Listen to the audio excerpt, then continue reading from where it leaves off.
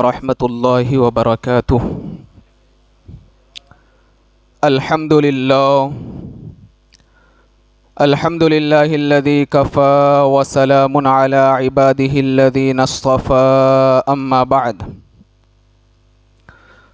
فاعوذ باللہ من الشیطان الرجیم، بسم اللہ الرحمن الرحیم۔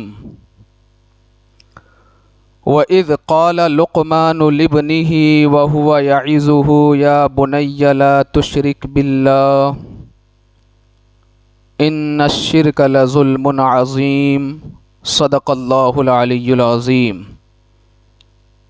ایک مرتبہ بلند آواز سے بارگاہ رسالت مآب صلی اللہ تعالی علیہ وسلم میں درود مبارکہ پڑھیں۔ اللہم صلی علی سیدنا شفیعنا نبینا و مولانا محمد طب القلوب و دوائها وعافیت الابدان و شفائها و نور الابصار و ضیائها وعلى آلہ و صحبہ دائما ابدا ابدا سرمدا سرمدا صلی اللہ تعالی علیہ وسلم۔ محترم حضرات، عام طور پر آپ خطبہ سے اور مقررین سے یہ بیان سنتے ہیں کہ والدین کے حقوق کیا ہوتے ہیں، اور یہ بیان آپ نے بارہا سنا ہوگا، لیکن آج کا جو میرا موضوع ہے وہ ہے اولاد کے حقوق والدین پر۔ جس طرح والدین کے حقوق ہوتے ہیں اسی طرح اولاد کے بھی حقوق ہوتے ہیں، اور جب والدین اولاد کے حقوق کو ادا کرتے ہیں تو پھر اولاد فرما بردار بنتی ہے۔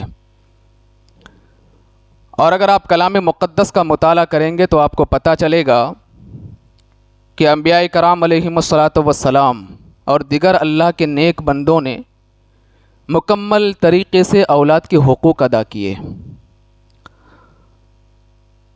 اور یہ بات روز روشن کی طرح آیا ہے، ظاہر و باہر ہے کہ ہر انسان کے اندر اللہ رب العزت نے ایک قدرتی فطری خوشی رکھی ہے کہ جب وہ انسان جوانی کی عمر کو پہنچے تو شادی کے بعد اسے اولاد ہو۔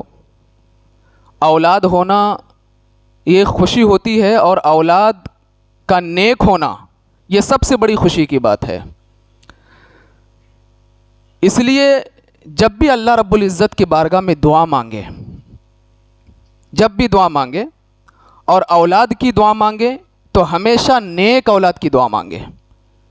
اور کلام مقدس میں اللہ تبارک و تعالیٰ نے یہ تعلیم بھی عطا فرمائی، رب ہب لی من الصالحین، اے پروردگار عالم مجھے نیک اور صالح اولاد عطا فرما۔ کیونکہ بچوں کا نیک ہونا، اولاد کا نیک ہونا، یہ ماں باپ کی تربیت کی بنیاد پر ہوتا ہے، اور یہ اللہ رب العزت کو اس قدر پسند ہے، یہ تربیت اس قدر پسند ہے۔ آپ اگر کلام مقدس کو پڑھیں گے، اس کا مطالعہ کریں گے تو آپ کو پتہ چلے گا کہ حضرت سیدنا لقمان علیہ الصلاۃ والسلام جب انہوں نے اپنی اولاد کو نصیحت کی، پیاری پیاری باتیں بتائی، اچھی اچھی باتیں بتائی، اللہ تبارک و تعالیٰ کو ان کی وہ باتیں اس قدر اچھی لگی اور نصیحتیں اس قدر پسند آئی کہ پروردگار عالم نے ان کی باتوں کا تذکرہ سورہ لقمان میں جو ہے بیان فرما دیا، اور ساتھ ہی ساتھ اس سورت کا نام بھی سورہ لقمان رکھ دیا۔ آپ اگر اپنی اولاد کی تربیت کرنا چاہتے ہیں تو سورہ لقمان کا مطالعہ کریں اور پڑھیں، آپ کو پتہ چلے گا کہ سیدنا لقمان علیہ الصلاۃ والسلام نے کس طریقے سے اپنی اولاد کی تربیت فرمائی ہے۔ ویسے اللہ تبارک و تعالیٰ نے انسان کو بے شمار نعمتیں عطا فرمائی، ہمارے وجود میں بے شمار نعمتیں ہیں۔ ہمارے جسم کو دیکھ لیں، ہاتھ پیر، جسم کے جتنے بھی اعضاء ہیں، باڈی کے جتنے بھی پارٹس ہیں، یہ سب اللہ تبارک و تعالیٰ کی ایک عظیم نعمت ہے جو پروردگار عالم نے ہمیں عطا فرمائی۔ وَإِن تَعُدُّوا نِعْمَةَ اللَّهِ لَا تُحْصُوهَا، اللہ تبارک و تعالیٰ نے تمہیں اتنی نعمتیں عطا فرمائی ہے، اتنی نعمتیں عطا فرمائی ہے کہ ان نعمتوں کو اگر تم شمار کرنا چاہو، کاؤنٹ کرنا چاہو تو کاؤنٹ نہیں کر سکتے۔ بے شمار نعمتیں اللہ رب العزت نے تمہیں عطا فرمائی، انہی بے شمار نعمتوں میں سے ایک عظیم نعمت، ایک بہت بڑی نعمت، وہ ہے اولاد۔ اولاد یہ بہت بڑی نعمت ہے۔ اولاد کو نور چشم بھی کہتے ہیں، لخت جگر بھی کہتے ہیں، بڑھاپے کی لاٹھی کا نام دیا جاتا ہے اولاد کو۔ عام طور پہ آپ نے دیکھا ہوگا کہ ماں جب اپنے بچے کو بلاتی ہے اور بچہ چھوٹا ہوتا ہے تو میرا لاڈلا، میرا سونا، میرے کلیجے کا ٹکڑا، یعنی جتنے پیار کے الفاظ ہوتے ہیں وہ سارے اولاد کے لیے استعمال کیے جاتے ہیں، کیونکہ اولاد بہت بڑی نعمت ہے، بہت بڑی نعمت ہے۔ اور اس کا اندازہ آپ بخوبی لگا سکتے ہیں جو صاحب اولاد ہیں۔ آپ کی اولاد کو تکلیف پہنچ جائے، اسے کوئی گزند پہنچے، وہ کسی بیماری میں مبتلا ہو جائے، تو والدین بخوبی سمجھ سکتے ہیں کہ والدین کو کتنی تکلیف ہوتی ہے۔ تو جہاں اللہ تبارک و تعالیٰ نے بے شمار نعمتیں عطا فرمائی، انہی میں سے ایک عظیم نعمت اولاد ہے۔ اور اس میں کوئی شک نہیں کہ اگر اولاد واقعی اولاد ہو، فرما بردار ہو، ماں باپ کے حقوق کو سمجھتا ہو، اس کی تربیت کی گئی ہو، تب تو پھر وہ آنکھوں کا نور بھی ہے، دل کا سرور بھی ہے اور جگر کا ٹکڑا بھی ہے۔ اس لیے رسول کریم صلی اللہ تعالیٰ علیہ وسلم جب سیدہ فاطمہ زہرا رضی اللہ تعالیٰ عنہا اپنی لاڈلی بیٹی کو دیکھتے، میرے آقا علیہ الصلاۃ والسلام اٹھ کر کے کھڑے ہو جاتے اور فرماتے فاطمہ کوئی اور نہیں، میرے جگر کا ٹکڑا ہے۔ تو اولاد تو بہت بڑی نعمت ہے، لیکن ایک چیز آپ کو اور نوٹ کرنے کی ضرورت ہے کہ جب اولاد کی ولادت ہوتی ہے، ایک نعمت جب انسان کو ملتی ہے تو انسان خوشی سے پھولے نہیں سماتا، مٹھائی تقسیم کرتا ہے، پارٹیاں دیتا ہے، مبارکبادیاں دیتا ہے، گلے لگاتا ہے، کیونکہ اسے ایک بہت بڑی نعمت ملی اولاد کی صورت میں۔ اور ساتھ ہی ساتھ جیسے ہی بچے کی ولادت ہوتی ہے، اس کے دائیں کان میں اذان دی جاتی ہے اور بائیں کان میں اقامت پڑھی جاتی ہے۔ آخر کیوں؟ اس کی وجہ کیا ہے؟ کیا صرف یہیں پر اتنی تربیت کرنا کافی ہے، یا آگے اولاد کے لیے بھی کوئی تربیت ہمیں کرنی پڑتی ہے؟ تو ایک چیز میں آپ کو بتاؤں کہ جب بچے کی ولادت ہوتی ہے تو والدین اس کے نشو و نما کو لے کر کے، اس کے کھانے پینے کو لے کر کے ہر چیز کا خیال کرتے ہیں کہ بچہ کب سوئے گا، کب اٹھے گا، یہاں تک کہ بچے کو بھوک لگتی ہے، زبان میں بولنے کی طاقت نہیں ہوتی، ماں سمجھ جاتی ہے، پیٹ میں درد ہو ماں سمجھ جاتی ہے، بچہ اگر سوئے نہ رات بھر تو ڈاکٹر کے پاس لے کر کے جاتے ہیں، ساری چیزوں کا خیال کرتے ہیں والدین۔ لیکن ایک چیز جو بہت زیادہ ضروری ہے، جس کا خیال بہت کم کیا جاتا ہے، وہ ہے اولاد کی تربیت۔ جس طریقے سے اولاد کے حقوق والدین پر یہ ہے کہ اس کے کھانے پینے کا انتظام کیا جائے، اس کے رہنے سہنے کا انتظام کیا جائے، وہ بھوک ہو تو اس کو کھانا کھلایا جائے، ان سب سے زیادہ حقوق اولاد کی یہ ہے کہ والدین صحیح طریقے سے اپنے بچوں کی تربیت کریں۔ بلکہ آج ہی میں ایک حدیث کریم کا مطالعہ کر رہا تھا، وہ حدیث میں آپ کو سناؤں اس سے پہلے ایک بات میں آپ کو اور بتاؤں کہ ابن عباس رضی اللہ تعالیٰ عنہ سے روایت ہے کہ رسول کریم صلی اللہ علیہ وسلم ارشاد فرماتے ہیں کہ بچوں کی زبان میں سب سے پہلے تم جو سکھاؤ وہ یہ ہے لا الہ الا اللہ محمد الرسول اللہ۔ آج حالات یہ ہے کہ بچہ اگر توتلی زبان سے بولنے لگ جائے، اسے ہیرو کے نام بتائے جاتے ہیں، ہیروئن کے نام بتائے جاتے ہیں، ٹاٹا بائے بائے، یہ سب چیزیں سکھائی جاتی ہے۔ اگر اس کے بجائے جب بچہ توتلی زبان سے بولنے کے قابل ہو جائے، اسے اللہ کا نام سکھایا جائے، اسے کلمہ طیبہ یاد کرایا جائے اور اس کی زبان پر اللہ کے کلام کی تلاوت بھلے سے ٹوٹے پھوٹ سے الفاظ میں جاری کیے جائیں، یقیناً وہ بچہ بڑا ہو کر کے تربیت یافتہ بنے گا اور ہمیشہ والدین کی فرما برداری کرے گا۔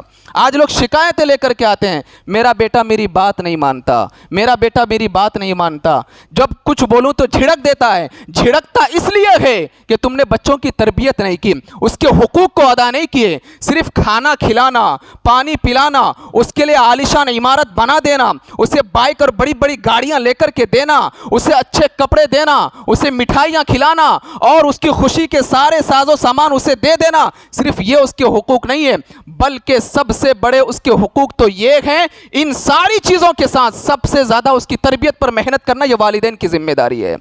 والدین کی ذمہ داری بنتی ہے کہ بچہ جب 5 یا 6 سال کا ہو گیا اس پر نظر رکھیں، کہیں ایسا تو نہیں کہ بچہ گانا گا رہا ہے، کہیں ایسا تو نہیں کہ بچہ ڈانس کر رہا ہے۔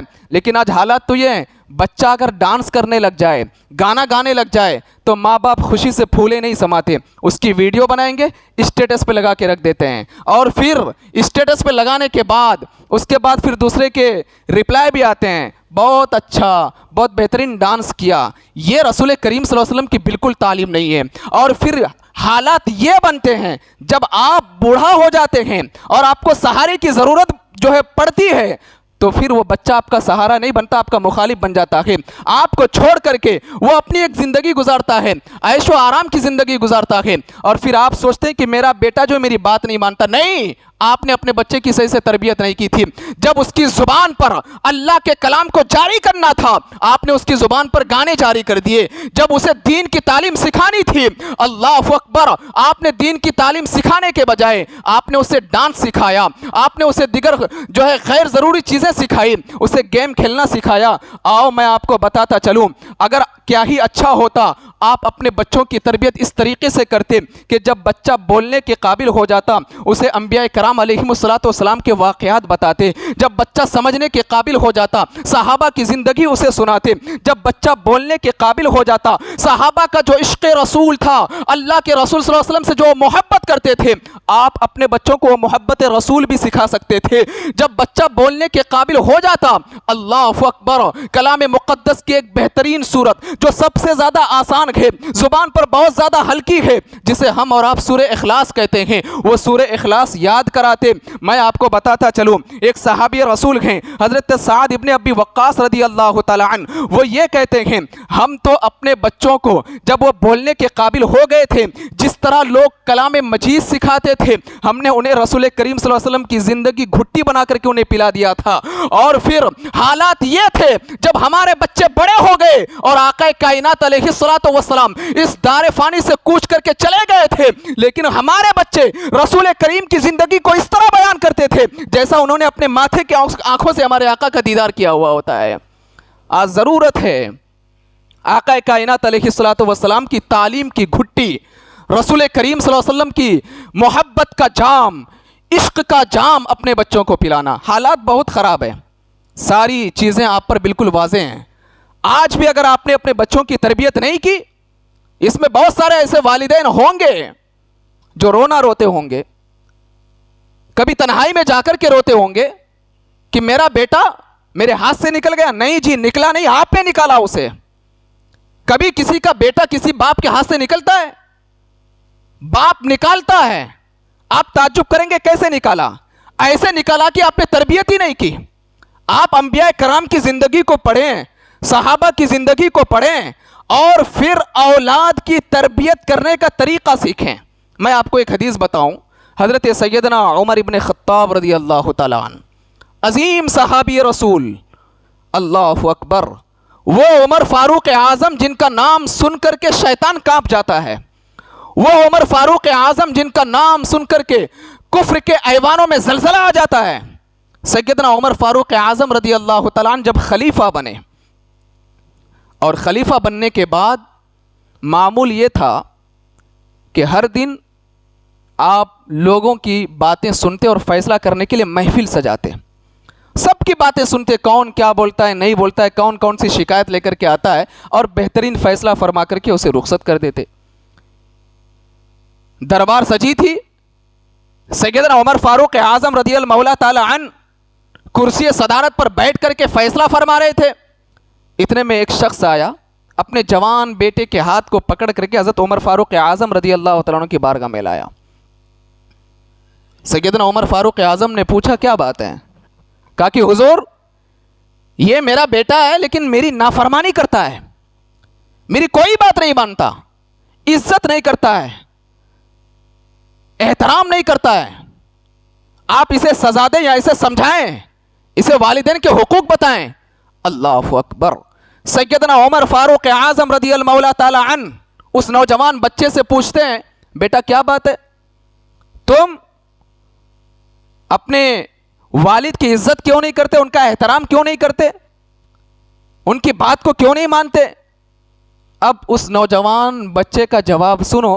وہ حضرت عمر فاروق اعظم سے سوال کرتا ہے, حضور مجھے یہ بتائیے کہ کیا صرف والدین کے حقوق اولاد پر ہوتے ہیں, اولاد کے حقوق نہیں ہوتے ہیں والدین پر؟ بالکل ہوتے ہیں.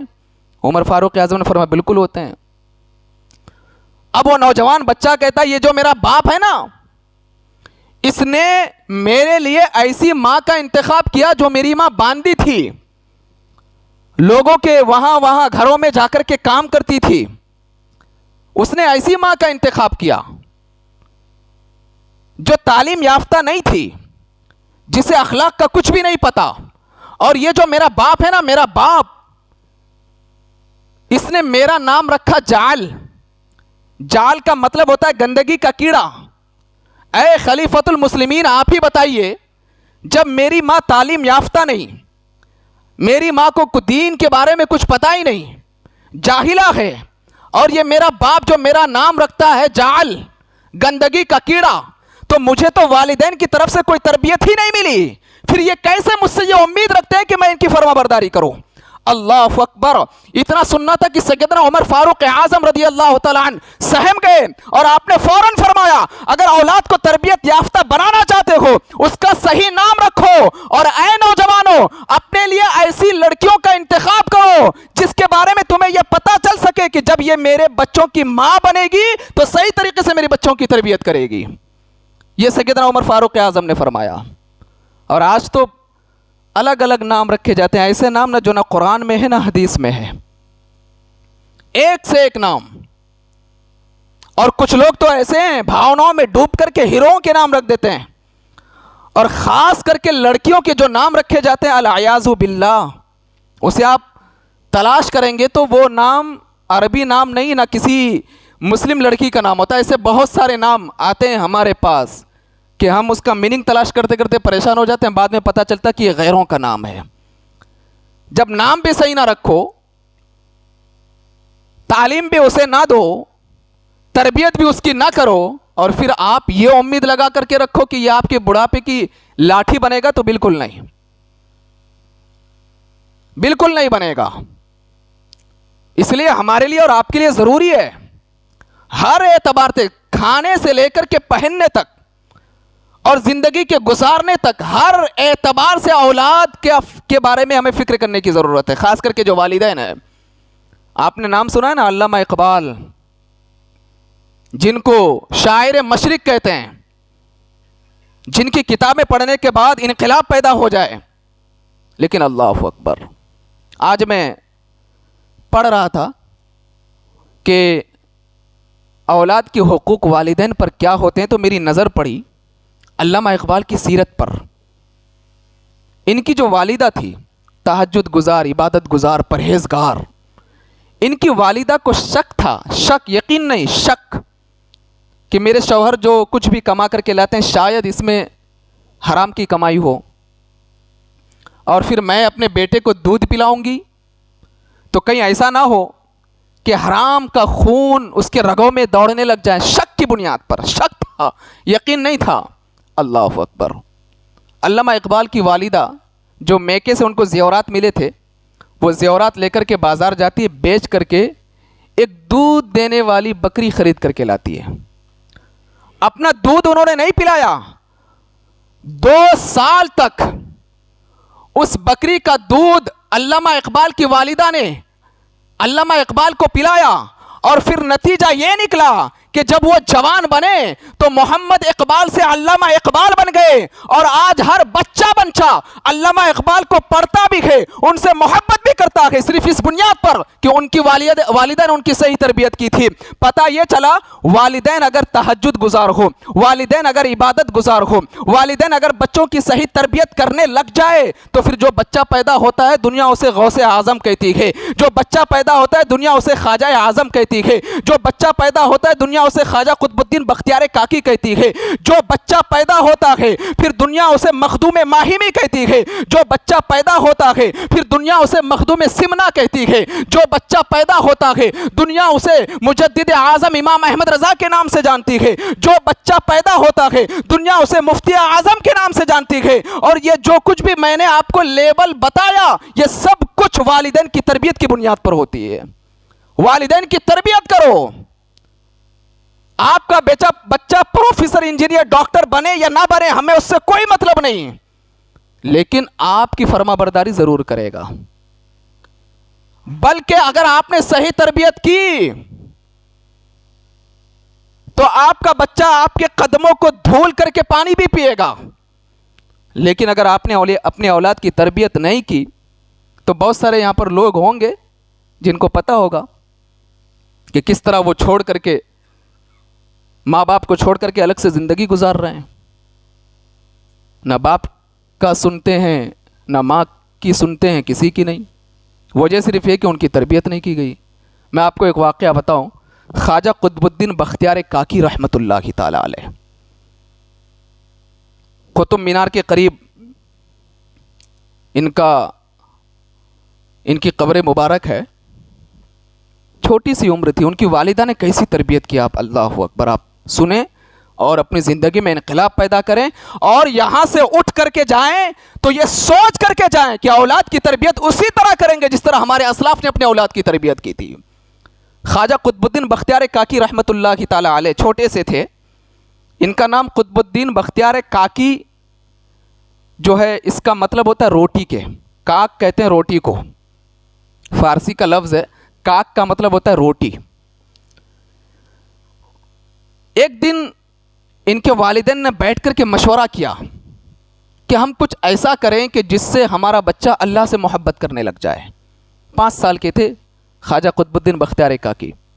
کبھی آپ نے میٹنگ کی, کبھی شوہر بیوی بیٹھ کر کے بات کرتے ہیں کہ کس طریقے سے بچے کی تربیت کی جائے کہ وہ نمازی بن جائے, وہ کلام مجید کو پڑھنے لگ جائے, الا ماشاء اللہ. ورنہ والدین کی, پیرنٹس کی گفتگو آپس میں یہی ہوتی ہے کہ کب یہ بہترین گانا گانے لگ جائے, کب یہ دوڑے, کب یہ سائیکل چلائے, کب یہ کمانے کے لائق بن جائے.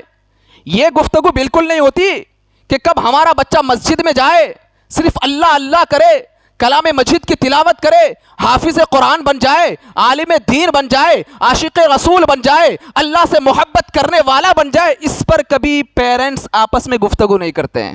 لیکن اللہ اکبر, خواجہ قطب الدین بختیار کاکی, بیٹا اگر ولی بنا ہے تو والدین کی تربیت کی بنیاد پر بنا ہے. خواجہ قطب الدین بختیار کاکی کی عمر فقط 5 سال. رات میں والدین بیٹھ کر کے گفتگو کرتے ہیں. کیا گفتگو کرتے ہیں کہ کچھ ایسا کیا جائے کہ ہمارا بچہ صرف اللہ سے محبت کرنے لگ جائے, صرف اللہ سے. سب سے پہلے توحید کی گٹی ان کو پلائی گئی. تو والدہ نے کہا کہ ٹھیک ہے, ہم یہی کہیں گے کہ بیٹا ہم کو جب بھوک لگتی ہے تو ہم کو ہمارا مولا روزی دیتا ہے, کھانے کے لیے دیتا ہے, تو تم کو بھی بھوک لگے تو ہم لوگوں سے مت مانگنا بلکہ اپنے اللہ سے مانگنا. کہا کہ ایسا ہے؟ بولے ہاں. اس کے لیے کیا کرنا پڑے گا؟ بولے کچھ نہیں, مدرسہ جاتے ہو نا, تو مدرسہ جا کر کے جب گھر پہ آؤ گے, نماز کا ٹائم ہو جائے, مصلی بچھا دینا, نماز پڑھ لینا, اور پھر اپنے اللہ سے کہنا اللہ مجھے بھوک لگی, مجھے روٹی چاہیے, اللہ تم کو روٹی دے دے گا. تربیت کی گئی بچے کی. خواجہ قطب الدین بختیار کاکی مدرسہ جاتے, گھر پہ آتے, مصلی بچھاتے, ادھر ان کی والدہ روٹی اور سبزی بنا کر کے روم میں ایک جگہ پر رکھ دیتی ہے.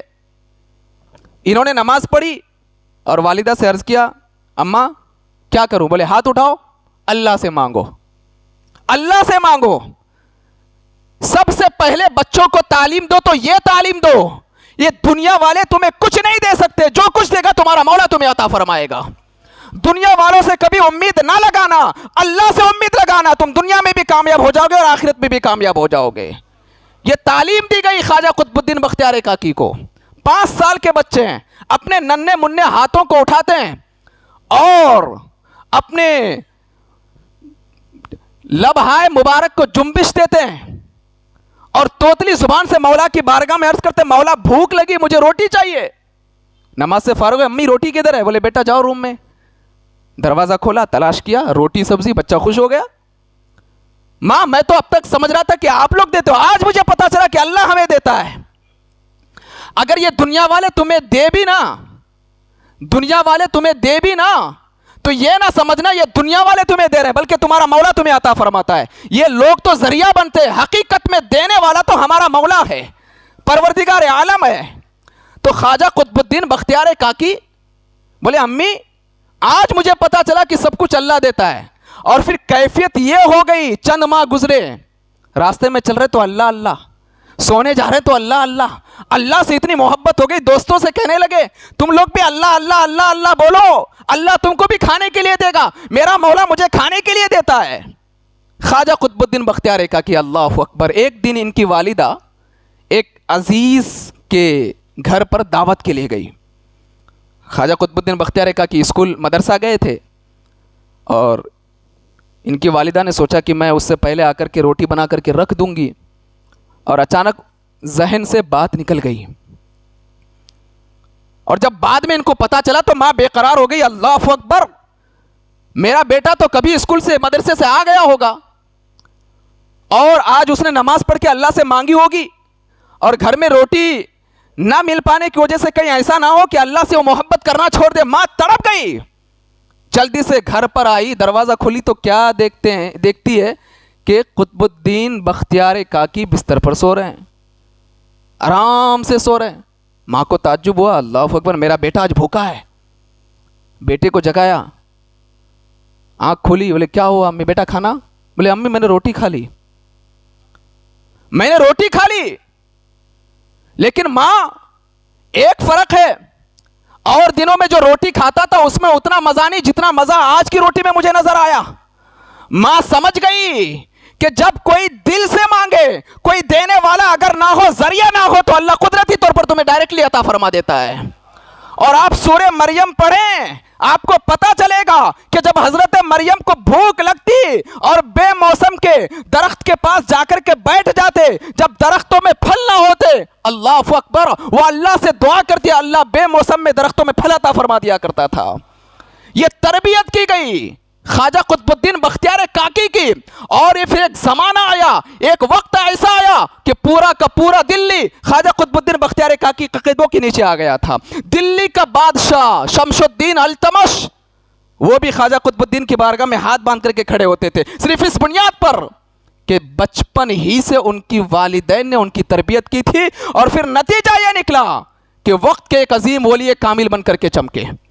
آپ اگر اپنے بچے کو دین کی تعلیم سے آراستہ کرنا چاہتے ہیں، فرما بردار بنانا چاہتے ہیں، عشق رسول کا جام پلانا چاہتے ہیں، اولیاء اللہ کے نقش قدم پر چلانا چاہتے ہیں، انبیاء کرام کی سیرت کے مطابق زندگی گزاروانا چاہتے ہیں، تو آپ کے لیے ضروری ہے کہ شروع ہی سے اپنے بچوں کی تربیت کریں. میرے آقا ارشاد فرماتے ہیں اطلب العلم من المہد الی اللحد، ماں کی گود سے لے کر قبر کی گود تک تعلیم حاصل کرو.